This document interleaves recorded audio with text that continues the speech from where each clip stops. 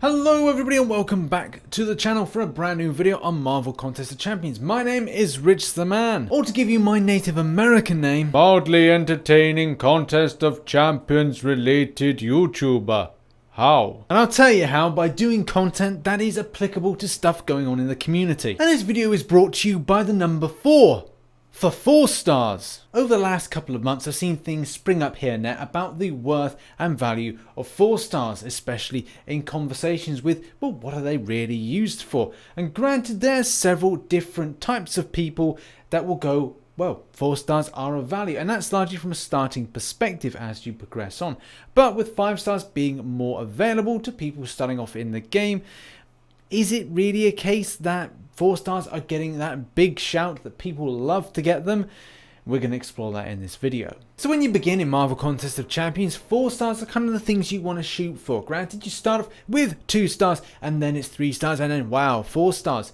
4 stars are the linchpin to complete a lot of very early content, especially when it comes to Act 1, 2 and 3. Act 3 being the main source when you get that lovely whole 4-star crystal. A 4 star as well will help you immensely get through a lot of Act 4. And will slightly help you out to get towards your first ever 5 star. But when it comes to Act 5, where does the line get drawn with the value of a 4 star? And yes, there are immensely powerful 4 stars that are going to help you through your Blades, your Archangels, your Hyperions, etc, etc, etc.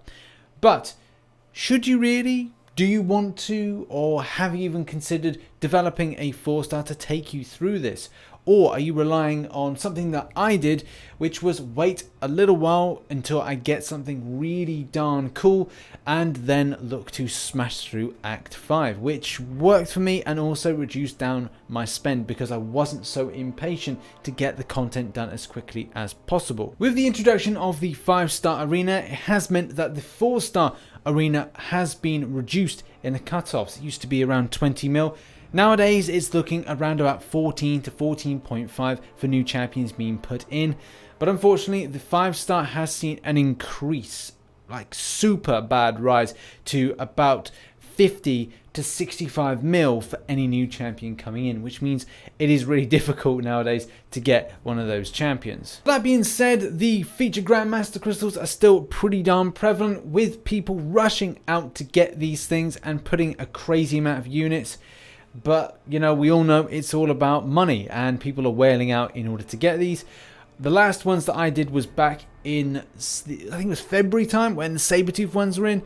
And I spent £200 and got nothing from them. And since that point, I've not spent any money on the game based on that. Which, you know, for some people may motivate them to say, well, you know, if someone's going to spend that amount of money and get 0 luck, well, what's the point? And some may say, right, well, you've got to keep at it in order to get something out of it, and that may be the case. I may then decide to spend in the future, but once bitten, twice shy at the moment with me and luck in the game, as well with my 5-star luck being so trash. But enough about me, let's continue on with the thought process about 4 stars. One big swaying point for the player base is that when you begin to play the game, you're kind of getting up a bit of steam. You're kind of then going, right, well, I've got an opportunity to rank up a 4-star to 550, or I've got this 5-star on the boil. I've got the resources. Do I apply and put in the resources to a new 4-star, or do I wait until I get something decent from a 5-star?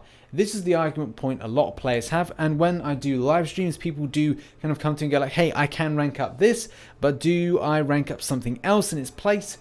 These are very difficult things to decide, and at the same time, it is experienced at the higher end of the game. From my own personal experience, I'm looking at whether or not a 4-star is of value and will I get any usage out of it. It is very rarely that I find a 4-star that I can just go, right, well, I'm going to use that in my Alliance questing team. I'm going to use that one in my uncollected grinding team.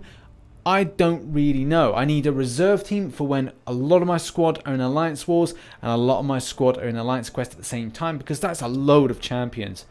That's 11 champions in total of your roster that maybe champions you like to play with are actually tied up in other content elsewhere. The general thought process around 4 stars is that if I'm ranking up something, are they going to be good and helpful for me in the future? You can see a few examples here of 4 stars that I've maxed out.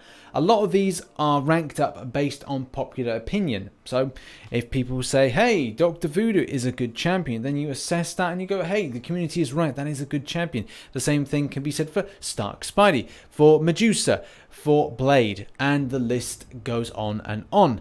So do always think about popular opinion, but the way that Kabam are putting in new champions nowadays, all the new ones seem to be really good. But there could be the odd exception to the rule. I'll give you an example of some good champions that I probably will develop and rank up further, and that is Iron Man Infinity War and Killmonger just here. Now, if I rank those up, what kind of value will they prove to my squad? Will they be good for grinding out content? Yeah, maybe. Will they be good for Alliance Wars? Yes, and there is a but. Yes, that is correct, they would be, but not at the level that I am. There will be other people in my alliance that have better champions and a better version that we likely put into defense or offense. But what's the final point that I'm trying to make about 4-star champions in game? And the answer boils down to new content that Kabam develops. So as we know, Kabam will continue developing content. Will we in future see 7 stars? It will more than likely be a possibility, but at the same time, there is going to be content that is a lot more difficult and therefore requires champions that, number 1, hit harder, number 2, have a higher hit pool, and number 3, have extensively improved signature abilities, which are going to be, again, doing more of A, B, in order to benefit you taking on the more difficult stuff. I wouldn't doubt that fairly soon we'll see an announcement for Act 6. And with New York Comic Con just around the corner, we could see an announcement like a new Legends event, again coming soon as well. So if we said that 4 stars are essentially deadweight champions, the answer is yes and no at the same time.